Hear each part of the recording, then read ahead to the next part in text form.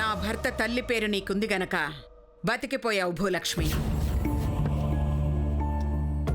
నేను చెప్పేది నీకు అర్థమవుతోందో లేదో? అర్థమైందని తల ఉంచితే క్షమించి వదిలేస్తాను. అర్థం కాలేదని తలగరేస్తే ఏమైనా చేస్తాను. అమ్మగారు,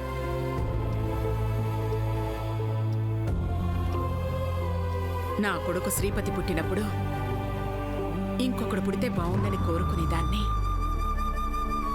ఏ నేను మాత్రం నీ కొడుకును కానా అని నా భర్త అన్నప్పుడు నా కళ్ళు ఆనంద భాష్పాలతో నిండిపోయాయి.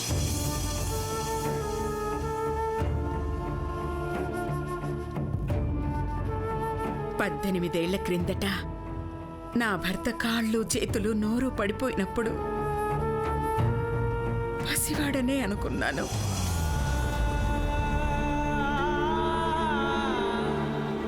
సేవ కాస్త అలవాటయ్యింది.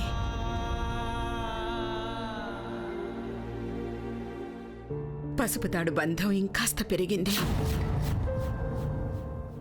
ఎప్పుడు ఏమవుతుందో అన్న భయం ఒక పక్క,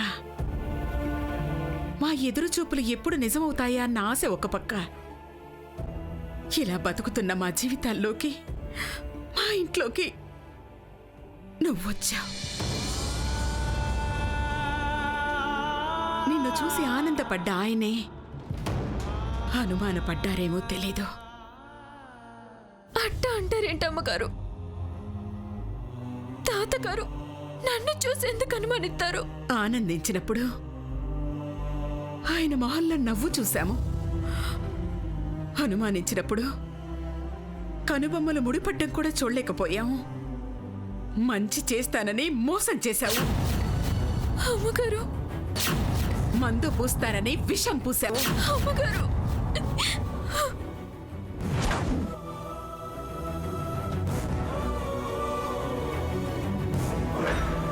చలనం లేని ఆయన్ని చూస్తే జాలి కూడా కలగలేదా నీకు?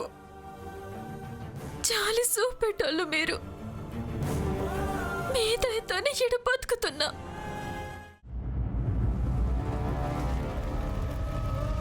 ఆ అమ్మగారు కొట్టనే లేదు, ఏడుతావేటే? తిట్టినాదా? సైలెన్స్.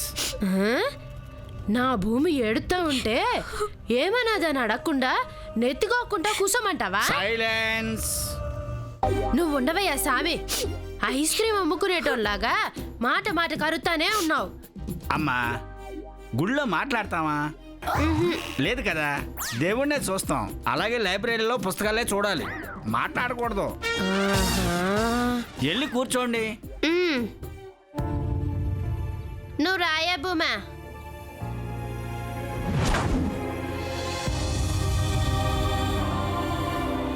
ఏమైంది భూమి? ముక్తాదేవి మేడం గారు ఏమన్నారు? ఎందుకు ఏడుస్తున్నావు? అదే అడుగుతా ఉంటే ఏం చెప్పట్లేదు.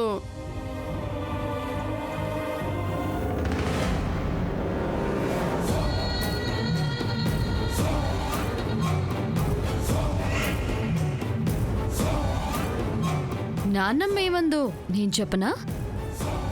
నీ మాట ఇనం, ఇన్నా నమ్మం. అసలు ఇది నోరే కాదు. ఏ కొండముచ్చుదానా, నోరు మూసుకో. ఏయ్ బయటికి రండే, చూసుకుందాం. సైలెన్స్. మీరు బయటికి వెళ్ళండి ప్లీజ్. రేయ్ సోడా, నువ్వు ఇన్వాల్వ్ అయితే సాల్వ్ చేసుకోలేని ప్రాబ్లమ్స్ ఫేస్ చేయాల్సి వస్తుంది. జాగ్రత్త. అందరినీ బెదిరిస్తానే బతకండి. సిసి మీరు మారరు. చదువుల తల్లి సరస్వతి, ఫెయిల్ అయితే అధోగతి. చదువుల తల్లి సరస్వతి, ఫెయిల్ అయితే అధోగతి. చదువుల తల్లి సరస్వతి, ఫెయిల్ అయితే అధో. ఏంటి న్యూసెన్స్? ఏంటి న్యూసెన్స్? ఏంటి న్యూసెన్స్? ఏంటి న్యూసెన్స్? ఇది లైబ్రరీ అనుకున్నారా? బజల మండలి అనుకున్నారా? వండి బయటికి, వండి బయటికి, వండి బయటికి. మేం వెళ్ళాం. మామే వెళ్తాం.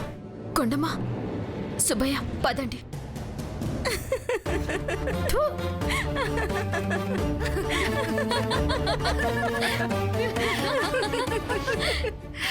చదువుల తలలు వెళ్ళిపోతున్నారే.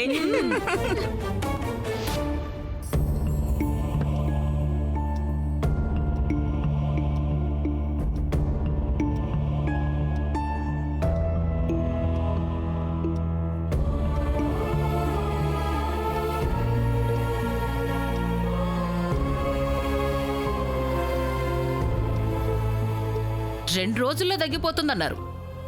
ఏమీ తినకుండా మా అక్క తగ్గిపోతోంది కానీ బావగారికి మాత్రం తగ్గడం లేదయ్యా డాక్టర్. నయం కావడానికి ఇది జబ్బు కాదండి. తెలుసు, అది చేసిన హత్యా ప్రయత్నం. శేషమ్మా, నువ్వు కాసేపు ఊరుకుంటావా? మీరైనా మాట్లాడండి. మాటలు రావట్లేదు. అత్తయ్య గారిని మావయ్య గారిని ఇలా చూస్తామని అనుకోలేదు.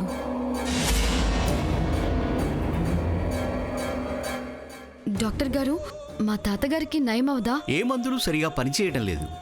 మందులు రిలీఫ్ ఇస్తున్నాయి కానీ రికవరీ అవ్వట్లేదు.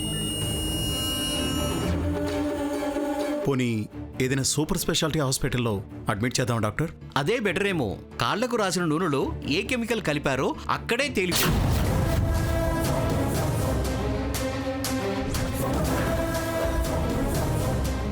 దానిని బట్టి ట్రీట్మెంట్ ఇవ్వచ్చు. మాకు ట్రీట్మెంట్ ఇస్తారు. హాస్పిటల్కి వెళ్తే ఎవరు కలిపారో ఏం కలిపారో రీసెర్చ్ జరుగుతుంది.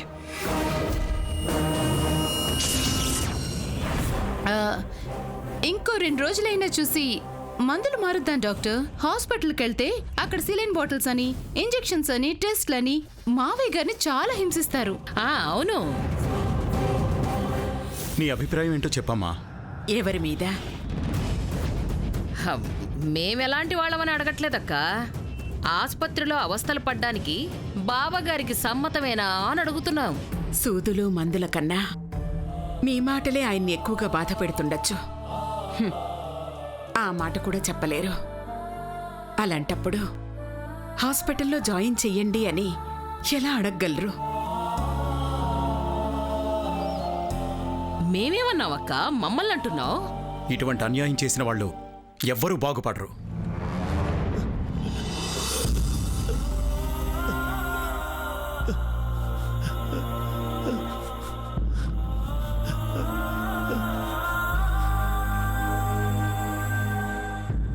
చూసారా, దాని ఊసెత్తితే బావగారు ఎంత ఉద్రేకపడుతున్నారో.